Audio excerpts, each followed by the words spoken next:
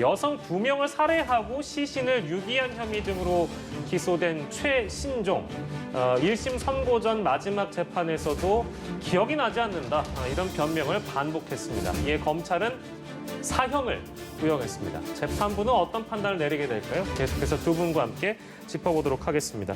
이게 이 사건 역시도 굉장히 큰 분노를 자아낸 사건이고 충격적인 사건이라서 중형이 구형되지 않을까 이제 이런 생각은 하긴 했습니다만 법정 최고형 사형을 구형했습니다. 사형까지 구형한 배경을 좀 어떻게 분석하고 계신지요? 지금 이 사건은 최신종이 지난 이제 4월에 그 아내의 지인인 여성을 성폭행하고 그다음에 돈을 48만 원을 갈취하고 예. 살해하고 시신을 유기한 사건이거든요. 대단히 끔찍한 그런 사건이고 이 사건에 대해서 이제 재판을 받는 최신종이 본인이 뭐 죄를 안 저질렀다 이런 식으로 지금 뭐 항변을 한 것이 아니라 예. 본인이 죄를 저지른 것은 지금 다 인정을 하는데 어떻게든 지금 감경을 받기 위한 그런 시도를 하고 있거든요. 예. 그래서 실제로 검찰에서는 그 법정 최고형인 사형을 구형을 하는 그 맥락에 관해서 예.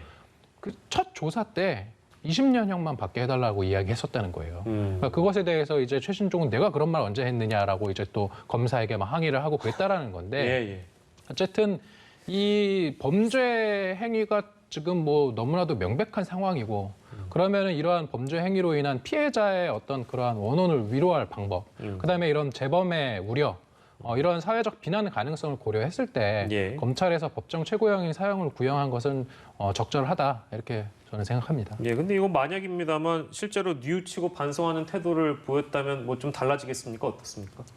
만약에 그 범죄를 저지른 이후에 반성을 하는 것은 그 주된 양형 사유 중에 하나인데 그런 반성에 대해서 어떤 형을 깎아주는 그런 것을 고려하기에는 이 저지른 죄가 지금 너무 중하지 않습니까? 피해자는 지금 2명이나 이미 목숨을 잃었고 예. 그리고 피해 유가족은 그러한 정신적 고통을 고스란히 지금 호소하고 있는 그런 상황에서 예. 반성을 한다 한들 과연 뭐가 바뀔까 싶고요.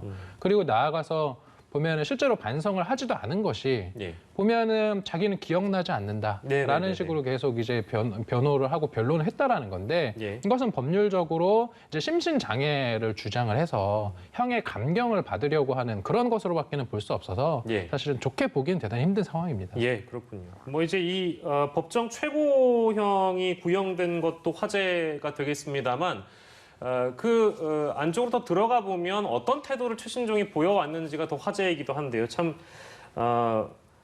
말이 안 되는 그런 내용들이 많이 있습니다. 이제 그 중에는 잠깐 변호사께서 말씀해 주신 대로 기억이 안 난다라는 주장을 펼친 것도 모자라서 왜 자기 신상 정보를 공개했냐 이렇게 분개를 하기도 했다면서요, 김평론가님. 네, 신상정보 공개는 법원이나 검찰이 결정하는 건 아니기 때문에 예. 뒤늦은 화풀이를 법정에서 했다 이렇게 볼 수가 있겠고요. 전북지방경찰청에서 체포된 지 얼마 지나지 않아서 신상 공개 결정을 했었습니다. 그리고 이게 경찰 단독으로 결정하는 사안이 아니고요. 심의위원회를 열어서 예. 경찰 내부 위원 3명, 외부 4명 이렇게 7명이 회의를 하는데요.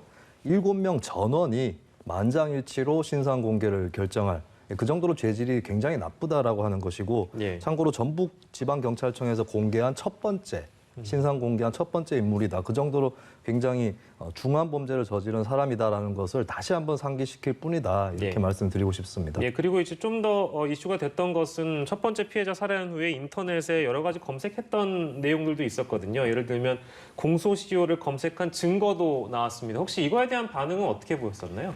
첫 번째 범행과 두 번째 범행이 나흘 간격으로 이루어졌는데 첫 번째 범행을 기억 못하고 있다라고 하는 얘기를 하고 있거든요. 근데 이제 이 검색했다는 시점이 첫 번째, 두 번째 범행 중간입니다. 그 사이에 사이에. 있었던 일이라서 그래서 첫 번째 범행을 기억 못한다라고 하려면 내가 공소시효라는 단어를 검색한 기억이 없다라고 얘기할 수밖에 없을 것이겠죠. 예. 그리고 이제 또 더 이 검색을 한 것이 사실일 경우에 더 많은 비난을 받을 수 있는 것이 공소시효를 검색해보고 나서 또 범죄를 저질렀다라고 하는 것이기 때문에 예. 여러 가지 측면에서 부인할 수밖에 없는 것이 될 것 같고 그리고 실제로 기억이 안 날 수도 있겠습니다. 하지만 그게 기억이 안 난다고 해서 어떤 뭐 선처를 받을 수 있다거나 뭐 감형이 된다거나 이런 것들은 기대하기 어려울 것으로 보입니다. 예. 기억이 안 난다. 기억이 나지 않는다. 이런 변명은 많이 아마 들어보셨을 겁니다. 근데 이제 그 배경에는 내가 향정신성 의약품을 먹는다. 그래서 기억이 나지 않는다. 이걸 지금 줄곧 수사기관하고 법정에서 주장을 하고 있는데 이게 재판부 판단에 어느 정도 영향을 미칠까요, 변호사님? 뭐 재판부에서는 아마 판단해 볼 거예요. 진짜요? 이제 최신종이 실제로 이러한 어떤 범행을 저지를 때 어떤 그런 약물이나 뭐 이런 이제 향정신성 의약품으로 인해서 본인이 무엇을 하는지도 모르는 혹시 그런 상황이었나? 예. 이런 것들은 아마 당연히 그 사실관계, 그러한 사실을 주장하는 것을 우리가 뭐 비난하는 것은 차치하고서라도 예. 법원에서는 어쨌든 판단해 볼 건데요. 그러한 판단이 다소 사실로 받아들여진다 하더라도 그로 인해서 얼마나 감경이 될 것인가. 그 부분에 대해서는 좀 의문점이 듭니다. 예, 알겠습니다. 구형은 법정 최고형 사형이 구형됐는데 다들 아시겠습니다만 우리나라는 사실상 사형 폐지 국가니까요. 재판부에서는 이걸 어떻게 또 받아들일지도 그러니까 전망을 좀 해주신다면 어떻게 되겠습니까? 저는 뭐 조심스럽기는 하지만 일단은 사형 선고의 가능성이 좀 높아 보인다. 그렇습니까? 예, 죄질이 대단히 안 좋고 그리고 재범의 우려가 있고 그다음에 개전의 정이 있는 것도 아니고 반성을 하는 것도 아니고 예. 그렇다라고 한다면은 결국은 최대한의 어떤 처벌에 대한 어떤 그런 판단을 할 가능성이 높아 보이고 예. 혹시라도 뭐 무기징역이나 이런 것이 선고된다 하더라도 어쨌든 확실히 우리가 해야 되는 거는 영구적 격리가 필요해 보인다. 이 사건은 저는 그렇게 생각합니다. 예, 알겠습니다.